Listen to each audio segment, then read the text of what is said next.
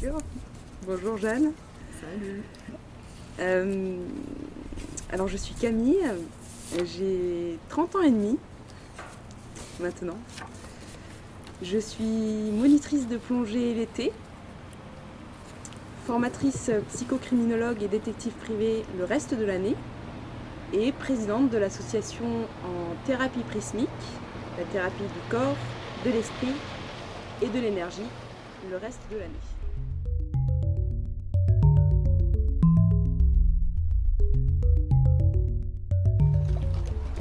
Ah, c'est dur. Ah ouais.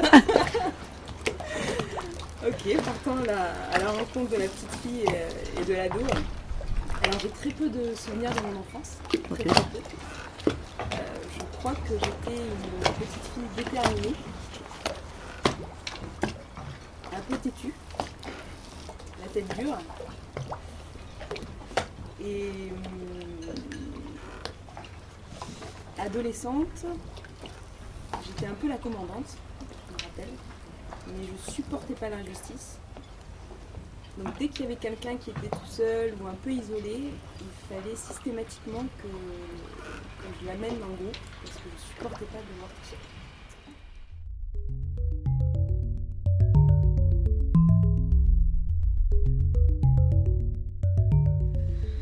À la question d'où je viens, je sais que je suis née à Toulouse, mais ensuite j'ai beaucoup bougé, donc je n'ai pas de ville où je me suis enracinée en fin de compte. Je me définirais plus comme quelqu'un de nomade. Il paraît que l'avenir appartient aux nomades, donc ça tombe bien. Cool. J'ai quelques frères et sœurs, oui. On est 5 d'une première portée. Ok. Donc j'ai 2 sœurs, 2 frères de la première portée. Et ensuite, il y en a 2 qui arrivent 10 ans après, un frère et une sœur. Donc c'est assez équilibré en fin de compte dans la famille. C'est assez, en termes de filles et garçons, c'est assez équilibré.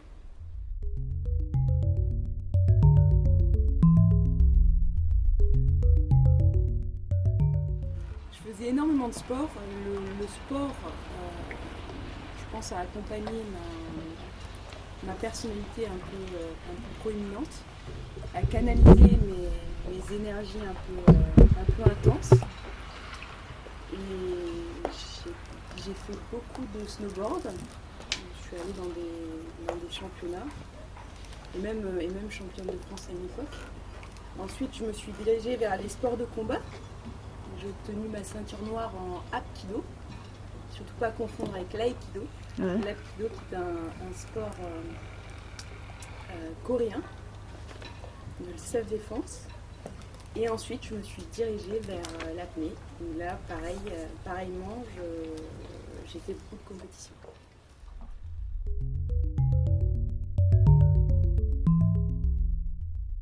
Il y a beaucoup d'amalgame justement sur ça, sur cette association sportive, donc lesbienne. Et je pense qu'il y a réellement une distinction à faire entre la sexualité et l'identité. Parce qu'une femme sportive qui a un corps qui est affûté pour justement sa pratique sportive n'est pas forcément lesbienne en fait. Et malheureusement, on est dans une société qui est dans des préjugés, où nous posons des étiquettes constamment, continuellement sur le corps qu'on peut voir.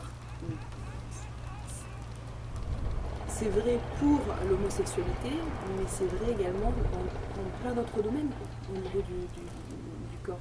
Le corps, l'image corporelle, c'est la première chose qu'on voit, apparemment, parce que moi c'est vrai que je ne vois pas le corps, je vois systématiquement le regard, mais la première chose que tu rencontres chez une personne, c'est son image corporelle, son enveloppe corporelle.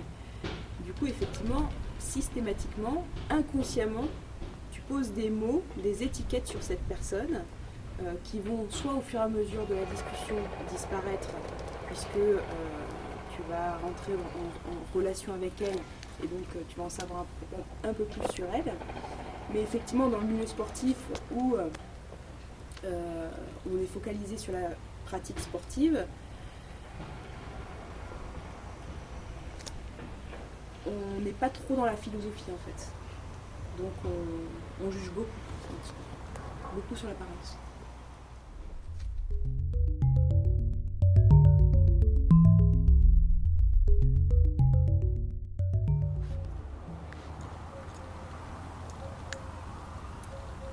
J'ai toujours détesté la compétition.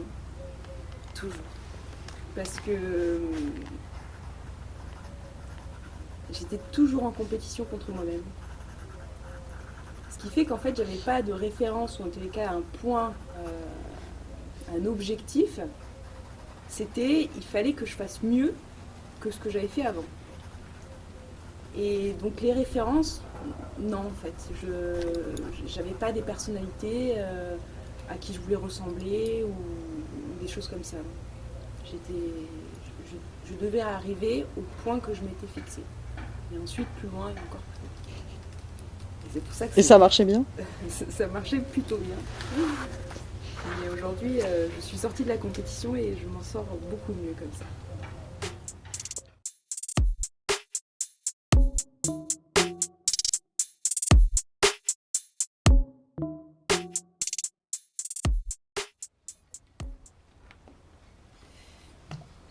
Alors je parlerai plus de sentiments amoureux que de sentiments lesbiens, parce que je pense que dans ma jeunesse, très rapidement, j'ai eu des sentiments pour des femmes, amoureux, mais je ne les avais pas analysés comme un penchant ou en tous les cas une attirance pour les femmes. Je l'ai su bien plus tard, grâce à des rêves. Vers 22-23 ans, j'étais en grande souffrance à cette époque et je ne comprenais pas pourquoi je ne ressentais pas un sentiment d'amour pour les hommes. C'est-à-dire que je ne comprenais pas pourquoi les autres réussissaient à ressentir ce grand sentiment d'amour que tout le monde décrivait et pourquoi mes amis réussissaient à faire l'amour également. Et donc je me posais, j'étais en grand questionnement sur le pourquoi je ne ressentais pas ce sentiment qui révolutionne le monde. Et petit à petit, dans mes rêves, j'ai compris que j'avais une attirance pour les femmes. Et tête dure comme je suis, assez déterminée, ça a été très rapide. Dans la semaine qui a suivi, je suis allée dans des bars lesbiens. Et il fallait que je le sache en fait. Il fallait que je le sache si c'était réellement ça ou pas. Et il s'est avéré que c'était juste. C'était bien ça.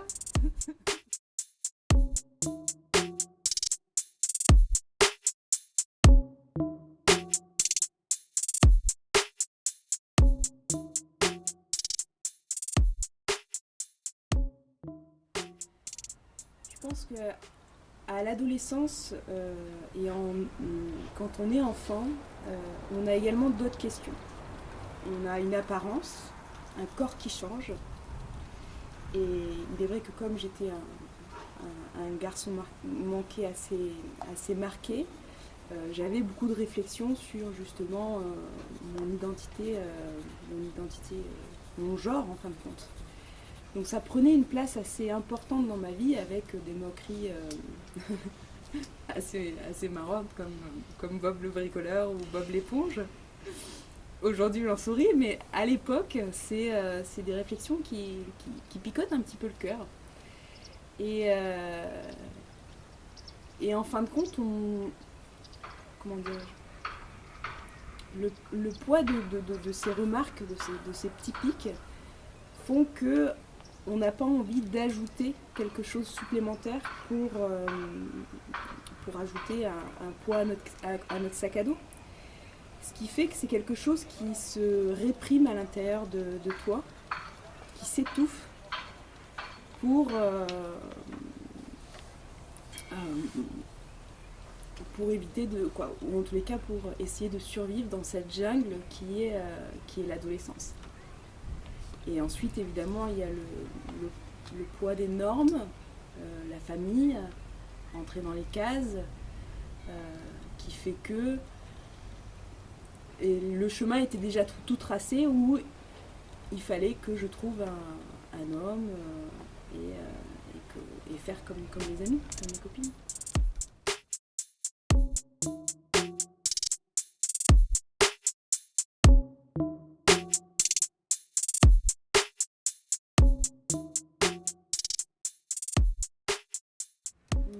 Le délai a été d'environ 3 jours, à peu près.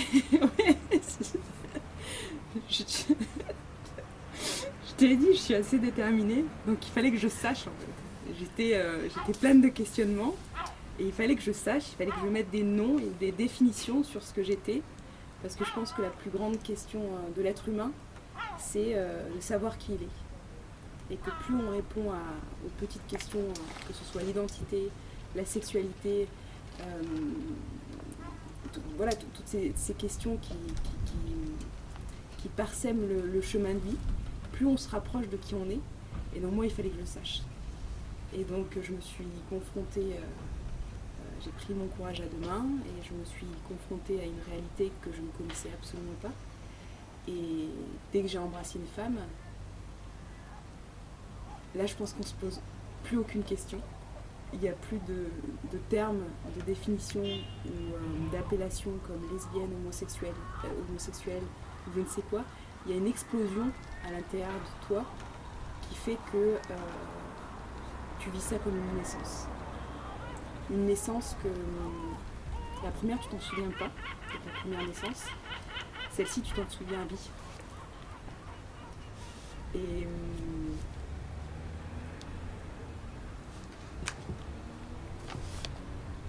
cette naissance, j'ai la chance de pouvoir la recommencer dès que je construis une relation avec une femme. Puisque le premier baiser, c'est souvent celui qui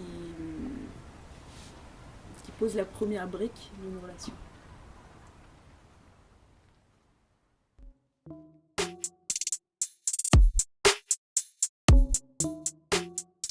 Le mot était effectivement connoté dans ma tête, puisque j'ai un souvenir de début collège où mon frère m'avait demandé si j'étais lesbienne, et je lui avais rétorqué d'une manière assez vive que non, absolument pas, je ne suis pas lesbienne. Donc dans ma tête, c'était quelque chose de surtout pas, il ne fallait pas être lesbienne.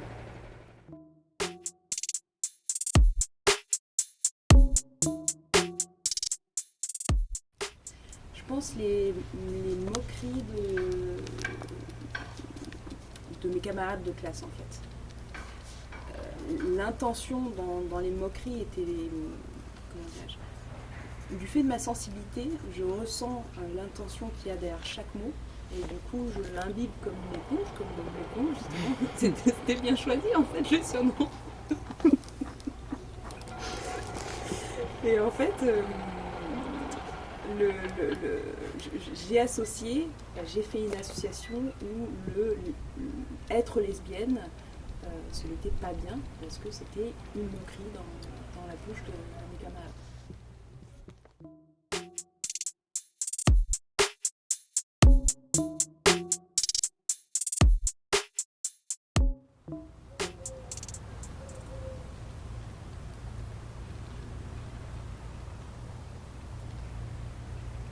Ça a été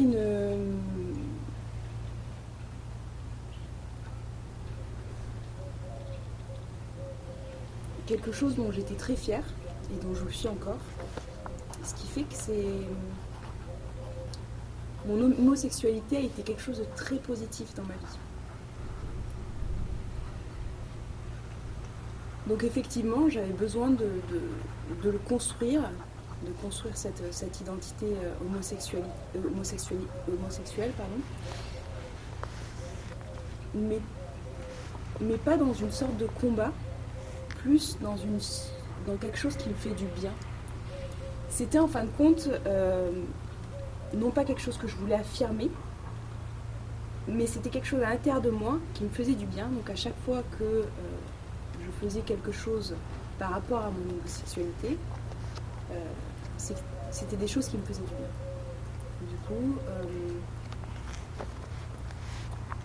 Du coup, la construction, elle est naturelle. Elle m'a même équilibrée dans ma vie. Elle a été une petite bougie qui me permettait d'avancer dans la vie. Il y en a plein qui ont vécu difficilement leur homosexualité, donc ça peut être aussi difficile pour eux.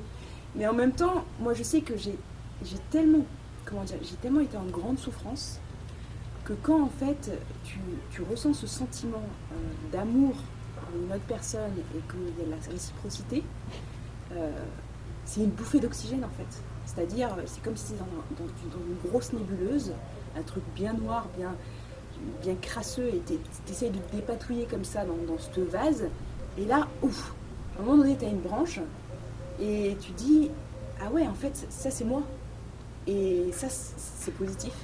Et du coup, je comprends que pour d'autres personnes, ça a été un combat, l'homosexualité, mais pour moi, ça a été au contraire une lumière qui m'a beaucoup aidée dans ma vie.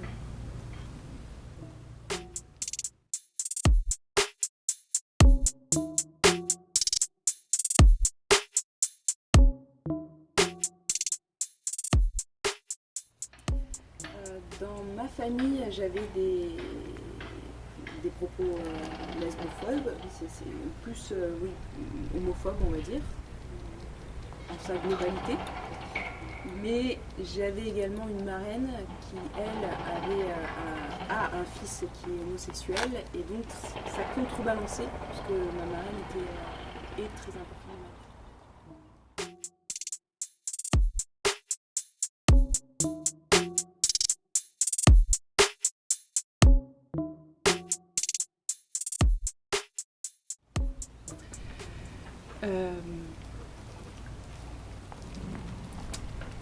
J'en ai parlé à personne. Parce que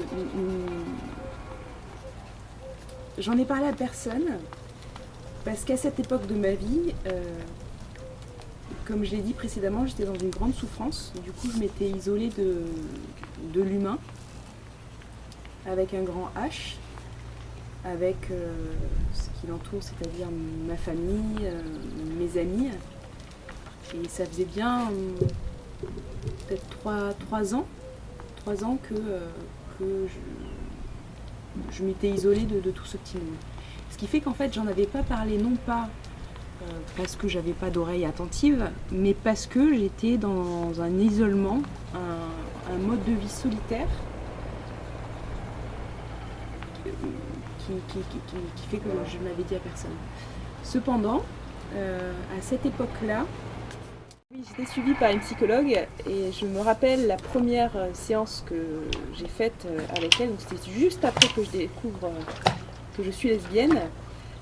Lors de cette séance, j'avais beaucoup de choses à déposer et une des premières choses que je lui ai dit, c'était je suis lesbienne et je sais pas trop comment faire avec ça. Je sais pas trop qu'est-ce qu'il faut que j'en fasse, quoi. Et ensuite, j'avais déposé bien d'autres choses.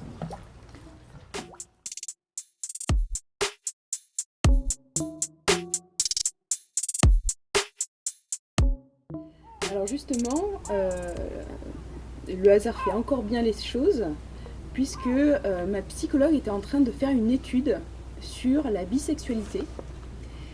Et elle avait fait une expérience sur plusieurs personnes, où elle faisait remplir un test à plusieurs personnes, sur justement cette différence entre identité sexuelle et sexualité.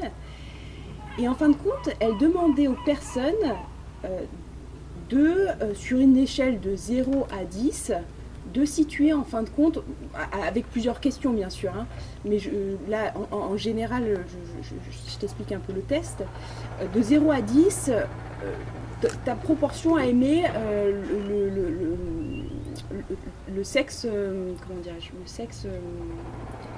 le même sexe que toi. Et en fin de compte, son étude a révélé que il y avait 0 personne qui répondait dans les extrêmes. C'est-à-dire que tout le monde a une proportion d'être bisexuel, c'est-à-dire attiré également par le même sexe que leur propre genre en fin de compte. C'était très intéressant. Du coup, oui, elle l'a accueilli avec beaucoup de bienveillance. Elle m'a fait cheminer sur l'acceptation totale, entre guillemets, sur le fait de le dire, etc. Mais oui, ça a été accepté avec beaucoup de bienveillance. Donc moi, sur l'échelle, je me suis posé la question. En plus, je me suis posé la question. Aujourd'hui, en fait, on a plusieurs années, je pense, comme moi, j'ai eu plusieurs années où on se pose systématiquement la question, oui, mais peut-être que je peux être attirée par un homme, peut-être. Et donc, j'ai fait aussi mes expériences, parce qu'il fallait que je réponde à cette question, pour savoir qui j'étais. Et finalement, aujourd'hui, peut-être que ça peut évoluer. Je me définis comme lesbienne, ça c'est certain. Par contre, l'amour que je peux ressentir pour les hommes,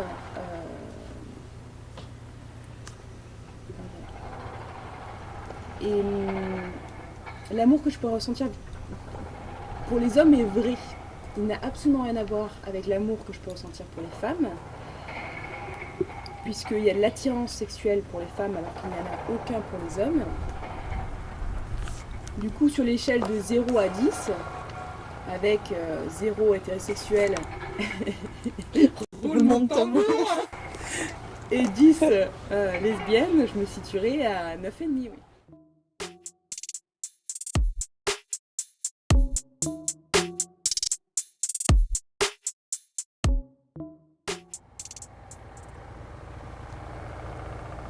À l'époque, quand j'ai découvert que j'étais lesbienne, évidemment, j'ai été bercée par la grande série The L Word,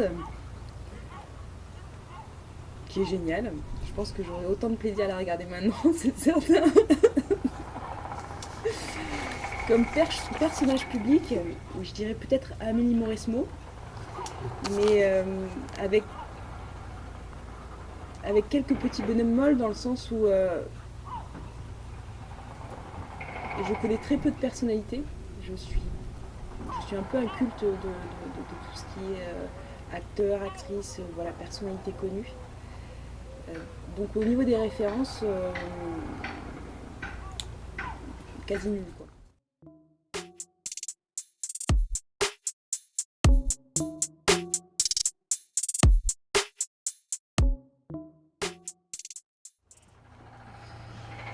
Bon, là on rentre un peu plus dans l'intime. The L Word, c'est simplement parce que je regardais beaucoup de séries à l'époque et là je découvrais mon homosexualité et clairement j'avais envie d'être dedans. Donc les séries que je regardais, c'était systématiquement des séries lesbiennes pour me faire du bien, tout simplement. Ensuite, Amélie Mauresmo, c'est simplement parce qu'on me comparait, parce que j'étais un peu golgote à l'époque, parce que je faisais beaucoup de sport, planche à voile, etc. Du coup, j'avais une carrière bien plus stock. Et donc, on me comparait à des personnages comme Amélie Mauresmo ou la nageuse. Comment elle s'appelle, la nageuse Laure. Ou Laure Manodou. Donc c'est simplement parce qu'on m'avait plusieurs fois comparé à ce personnage public-là. Je regarde très peu la télé et c'est vrai que les actualités. Ok. Et donc c'est vrai que j'ai aucune idée de la manière dont la fait son économie. D'accord. J'irai juste après l'interview, je vais vite me renseigner.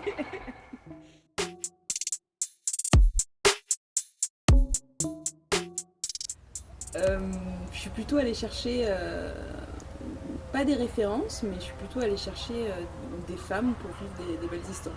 Voilà. Ok. Plus que des références parce que comment dire, je me suis construite toute seule, je me suis trouvée toute seule et pour moi les références effectivement ce sont des modèles mais ça reste ça reste expérientiel en fait, l'homosexualité. C'est-à-dire il faut vivre, et j'ai la chance de le vivre.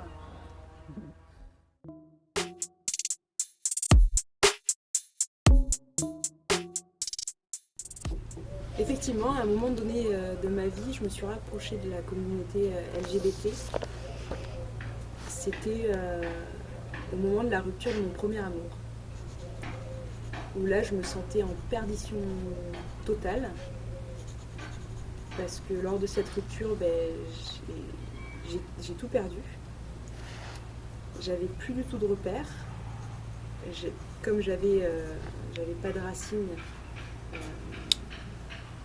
j'étais constamment dans un nomadisme qui fait qu'il était difficile de se raccrocher à quelque chose. Et effectivement, à cette période-là, je me suis rapprochée de la communauté LGBT et j'ai atterri dans une coloc par le plus grand des hasards, encore une fois. Décidément, il nous accompagne partout, celui-ci.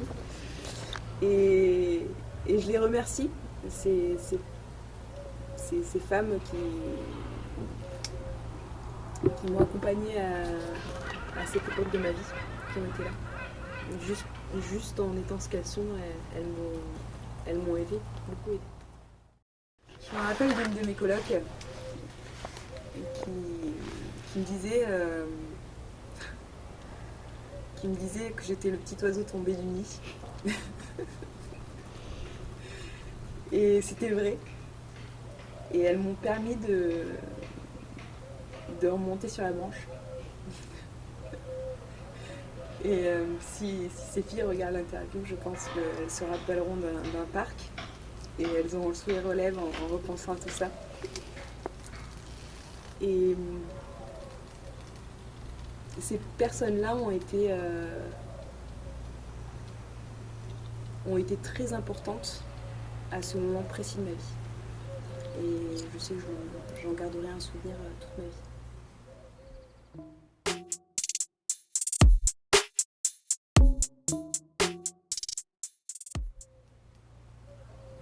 Beaucoup plus qu'un réconfort. Ça m'a apporté un sentiment d'appartenance à une famille.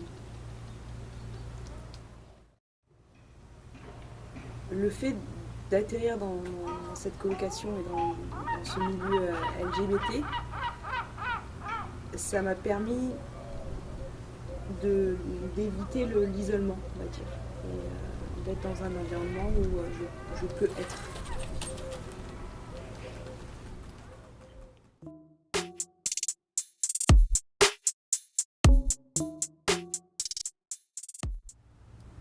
Mon militantisme s'exprime d'une manière assez simple.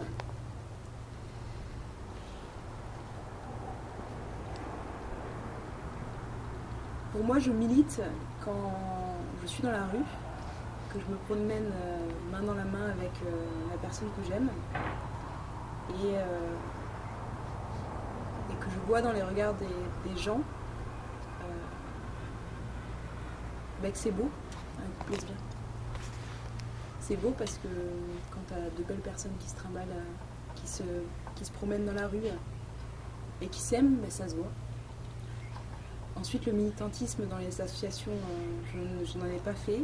Dans les manifestations, encore moins, parce que je ne peux pas être dans des foules. Mais la manière dont je milite, c'est de cette manière-là.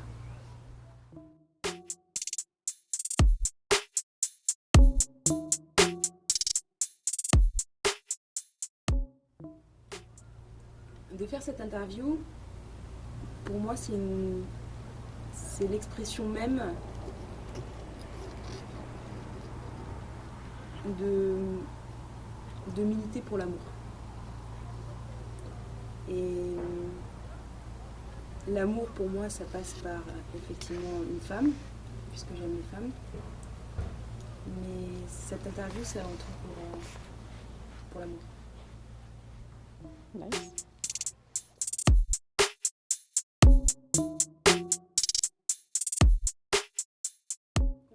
tes amis, tous partout. Je pense d'ailleurs, tu me le fais, tu me fais m'en rendre compte. C'est la seule chose où il y a une unité en moi.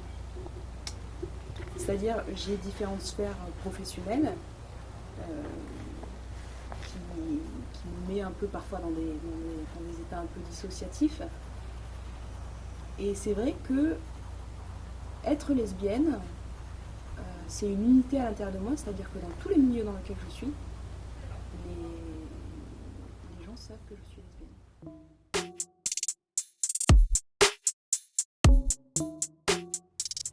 Est-ce qu'il y a un moment dans ma vie où je n'ai pas eu cette évidence ou cette fluidité dans... Oui, effectivement, je vivais avec ma grand-mère pendant 5 ans et je lui ai dit tardivement parce qu'elle avait des propos homophobes, effectivement. Et de mémoire que ça a pris le reste, comme je t'ai dit, pour moi ça a toujours été une fierté. Et c'était une manière d'affirmer qui je suis.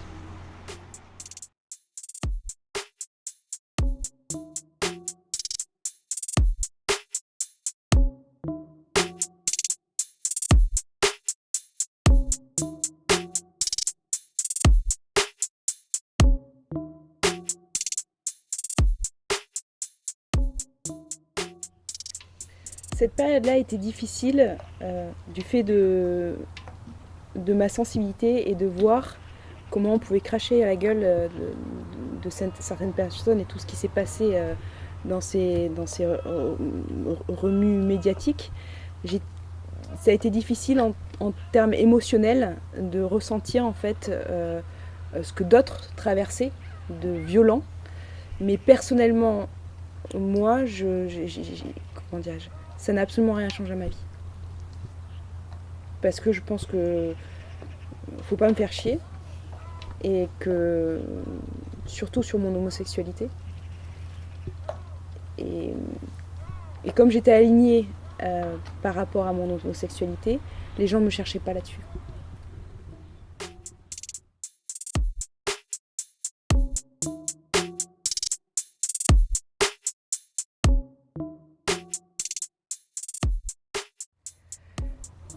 Physiquement, je me suis jamais sentie en danger. Par contre, systématiquement, ça c'est redondant, ça revient, c'est cyclique. Je pense qu'il y a des périodes où les hommes sont assez lourds en fait. Je pense qu'ils doivent se donner le mot. Et oui, c'est redondant, où quand on explique qu'on est avec une femme ou tout simplement qu'on est lesbienne parce qu'on est célibataire, systématiquement, les hommes pensent qu'on est lesbienne parce qu'ils n'ont pas réellement connu un véritable homme, quoi.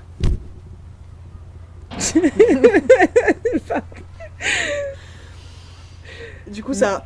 Pardon. Non, c'est très risible en fait. Aujourd'hui, j'en ris beaucoup parce que c'est risible, c'est pathétique en fait. C'est ça. Après, comme tu dis, il y a des fois des propos comme des gros lourds qui arrivent et qui disent voilà, viens, je vais te défoncer et puis tu vas voir, tu vas connaître véritablement ce que c'est. Mais souvent, en fait, c'est beaucoup plus subtil et ils passent par des chemins détournés. Ils passent souvent par le tantrisme. Et ils disent oui, est-ce que tu connais le massage tantrique ? Alors ça c'est la grande, mais je t'assure hein. Mais ça, ils se sont refilés le mot, hein, les hommes, hein, je t'assure. Hein. Et à chaque fois, ils me disent, et donc je leur dis, oui, je connais le massage tantrique, je sais ce que ça... Mais t'es sûr, tu connais le massage tantrique hein. Il n'y a pas de pénétration, il n'y a rien du tout. Et voilà, ça c'est la subtilité des hommes actuellement. Là, en ce moment, ça fait depuis 4-5 ans, où c'est ça, c'est la grande mode. Le massage tantrique, c'est en gros la carte de visite pour rentrer dans une lesbienne, tu vois. Je te dis.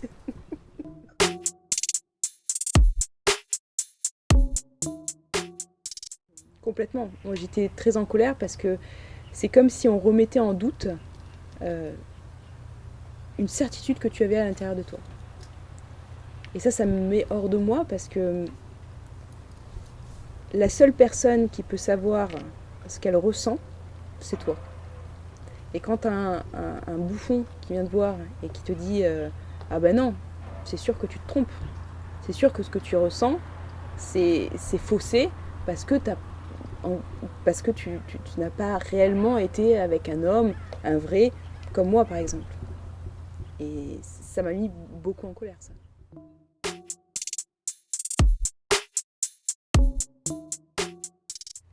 Ça s'est peut-être fait dans mon dos. Mais devant moi, ça s'est jamais fait.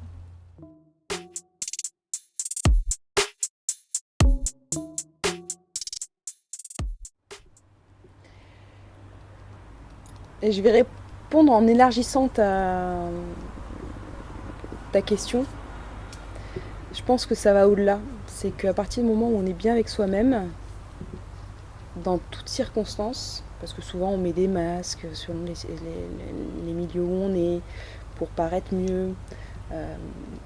Je pense qu'à partir du moment où on est soi-même, dans n'importe quelle circonstance, qu'on s'accueille chaque jour en fonction de son état de fatigue, de ce qu'on a envie de faire, les choses se font beaucoup plus naturellement. Et l'identité sexuelle, c'est quelque chose en fin de compte d'annexe, parce que on est soi-même, et l'identité sexuelle fait partie de notre identité comme un tout, comme une unité de ce qu'on est, quoi. Donc j'ai pas d'astuces pour, entre guillemets, des petites astuces pour être mieux dans l'acceptation de son identité sexuelle.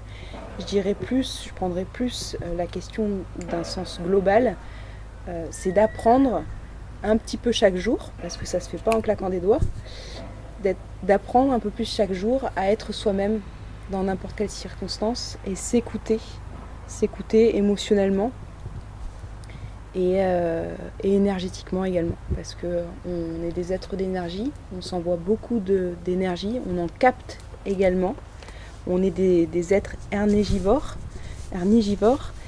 et ce qui fait que inconsciemment on peut être très rapidement désaligné avec ce qu'on est, parce que on est plus préoccupé à ce qui se passe à l'extérieur plutôt que ce qui se passe à l'intérieur de soi.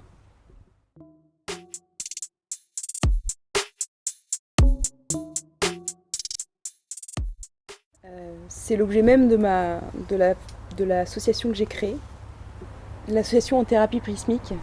En fait, je suis tellement sensibilisée par, ça m'attriste tellement de voir, par exemple, je suis monitrice de plongée, donc je vois les océans se remplir de déchets, et ça me fend le cœur.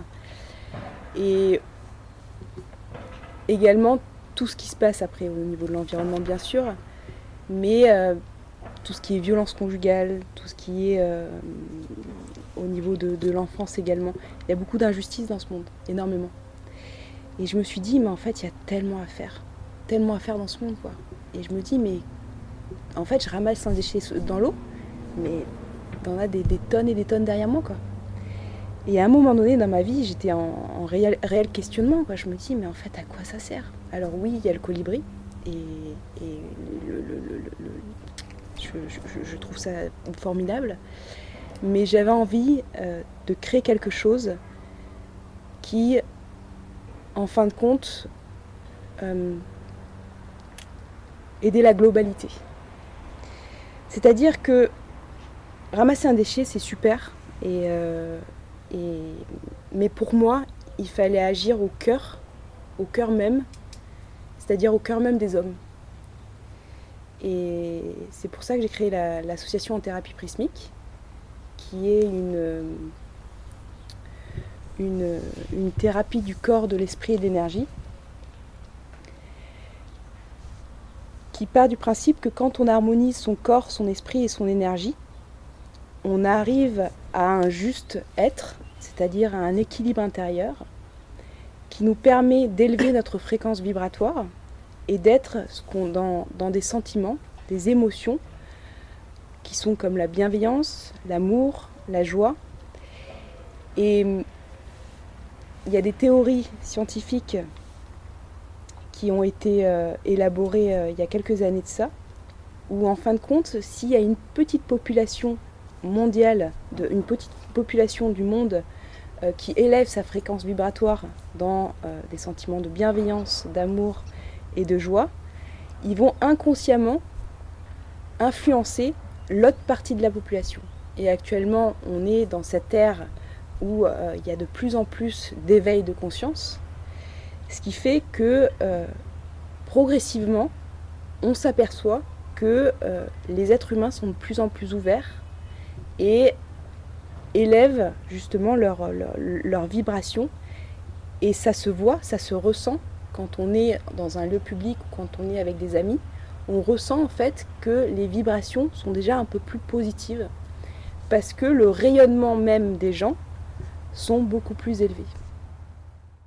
C'est ma façon à moi de mettre mon empreinte à mon niveau, en tous les cas dans un système sociétal où pour apporter quelque chose au monde, il faut entrer dans la société, rentrer dans un cadre.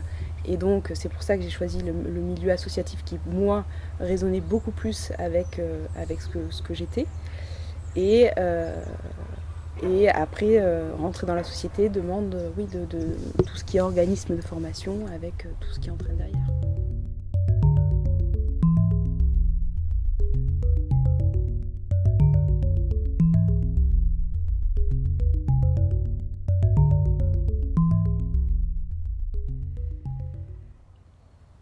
Alors moi de base, je suis un peu hors de la société, donc le fait de me retrouver isolée, ça n'a pas été un grand changement pour moi. J'ai eu le Covid, j'ai fait un Covid en forme grave, donc c'est vrai que j'ai passé bien 6 mois dans un état physique que je n'avais jamais connu auparavant et qui a entraîné des problèmes qui a touché justement le cœur. On parlait justement du cœur de l'homme tout à l'heure. Et j'aime bien dire que les choses nous arrivent parce qu'on doit comprendre les expériences qu'on vit, parce que souvent il y a des schémas répétitifs. Et pour moi ça a été une belle leçon de vie, le fait non pas de choper le Covid, loin de là, mais d'avoir fait une forme grave et d'avoir un peu justement frôlé cet état de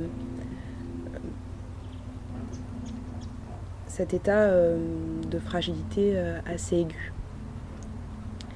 Pourquoi ? Parce que ça m'a permis de ralentir. Ralentir parce que j'ai toujours couru, comme le disait ma mère. Dès qu'elle m'a lâché, j'ai pas marché, j'ai direct couru. Et cet événement m'a appris à ralentir sur ma vie et à plus m'imprégner de la nature. C'est-à-dire que je faisais beaucoup de sport, il fallait toujours que j'ai une activité de création, de peinture.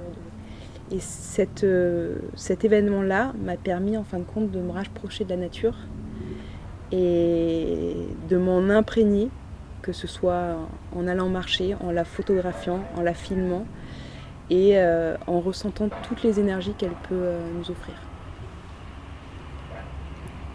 Donc ça a été plus un gain, le Covid, qu'une perte.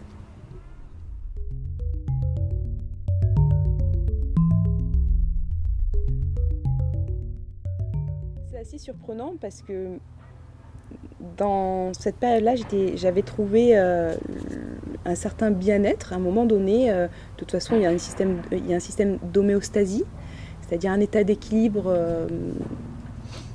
inné qui se passe avec le corps. Mais en fin de compte, je m'aperçois que là, très rapidement, je reprends mes vieux réflexes, même si j'ai quand même bien compris la leçon et que à chaque fois, je me refrène. Mais en fin de compte, oui, je vais mieux aujourd'hui, beaucoup mieux. Mon cœur va beaucoup mieux. J'ai repris l'activité sportive, j'ai repris les baignades. Par contre, je me rends compte que c'est réellement un apprentissage d'apprendre à vivre tranquillement. Et même s'il nous arrive un événement difficile, souvent nos vieux réflexes reviennent et c'est là où il faut être attentif, je pense. Et continuer de travailler ce qu'on a à travailler.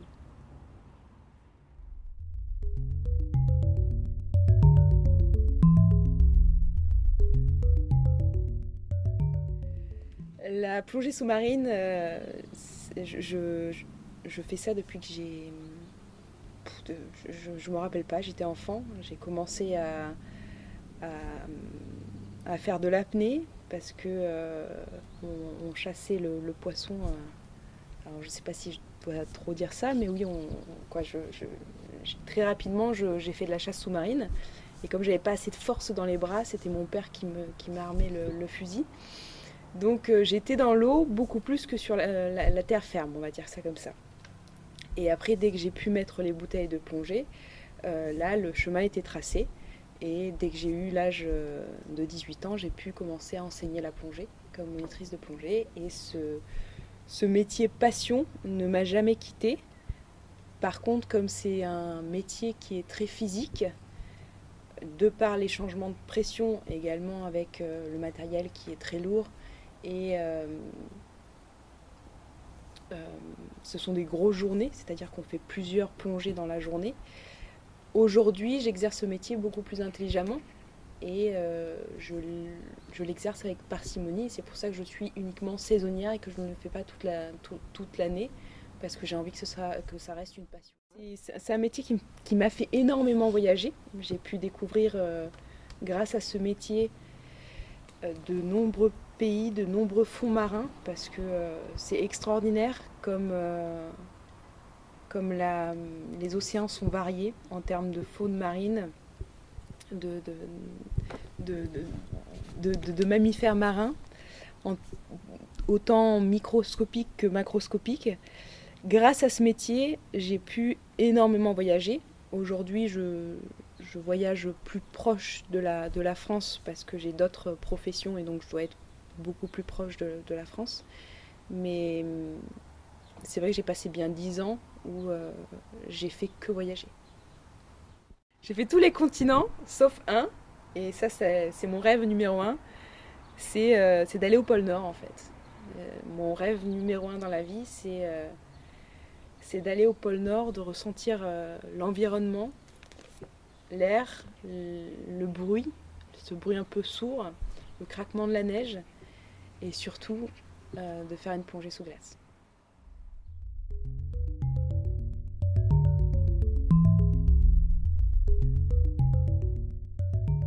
L'événement qui m'a marqué à vie, c'est le jour où j'ai vu des baleines.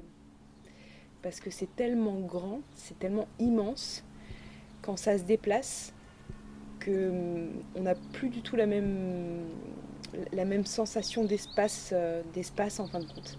Et ce souvenir, il est marqué à vie. Il est de nager avec les baleines et de voir cette grosse masse se mouvoir, c'est extraordinaire. Extraordinaire. À quel endroit c'était ? À l'île Pemba.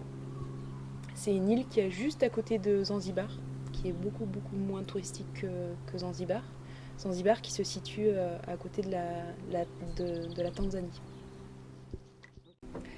Un hasard, complètement un hasard. Et en fin de compte, on était sur le bateau et à un moment donné, il y a une baleine qui était à 5 mètres du bateau. Donc on avait quand même un semi-rigide qui devait faire quelques mètres. Et tu avais cette masse énorme qui était juste à côté de nous par curiosité. Et on a vite mis les bouteilles et on y allait.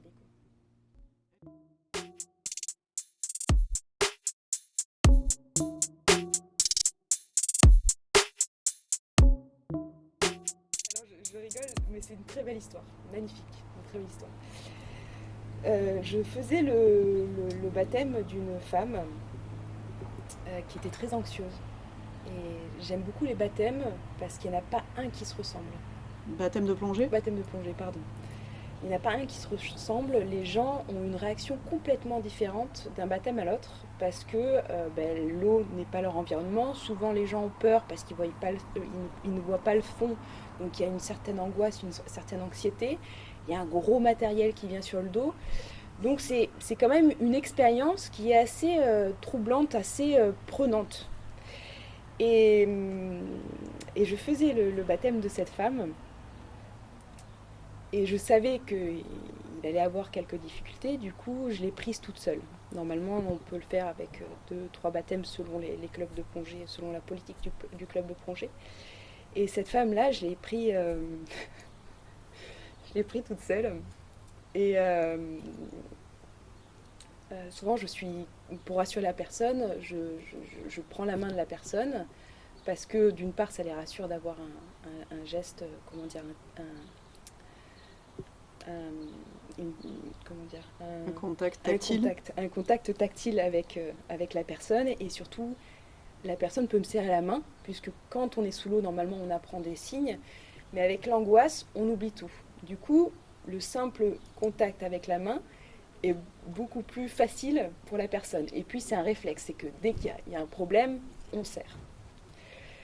Donc j'ai pris donc, sa main dans la mienne. Bien évidemment, tout au long de la plongée, je n'ai pas senti ma main parce qu'elle a tellement serré que j'ai bien compris qu'il y avait une angoisse. Mais elle a réussi. Elle a réussi son baptême. On a fait plusieurs allers-retours pour qu'elle s'habitue à cet environnement qui n'est pas propre à l'être humain. Et à la fin, on remonte. Elle se met sur le dos. Je lui enlève son matériel. Et elle termine son baptême.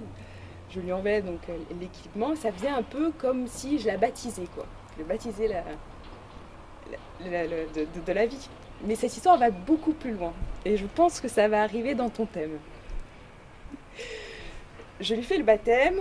On passe une soirée avec quelques amis et cette femme-là. On discute, mais très brièvement. Moi, en plus, c'était une de mes clientes. On a échangé, mais sans plus.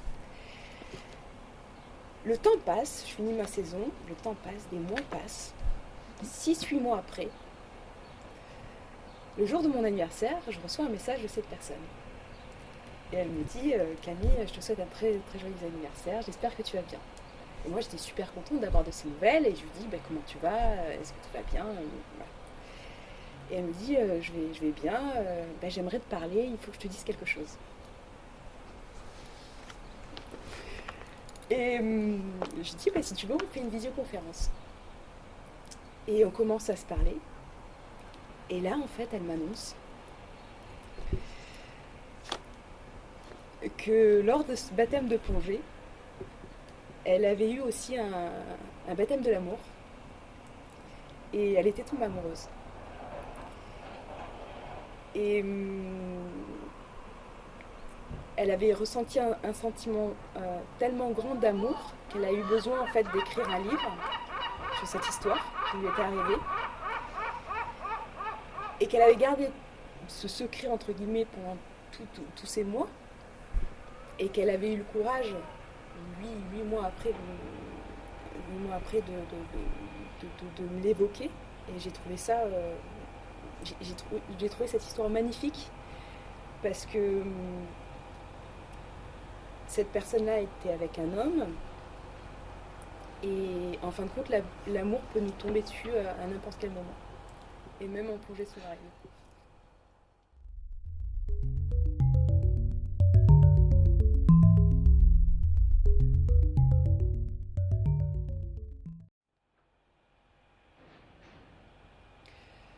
C'est pas un sujet que je voudrais aborder, c'est simplement te remercier personnellement de me donner la parole parce que c'est une belle démarche que tu fais. Et moi, je me sens chanceuse de pouvoir te parler aujourd'hui. Et même moi, dans ma tête, le fait de conscientiser, de mettre en parole des petits bouts de ma vie, ça me fait prendre conscience de certaines choses et surtout du cheminement que j'ai eu et de me dire, la vie est belle quand même. Donc merci. Merci à toi, c'est grave touchant, c'est cool. Merci beaucoup.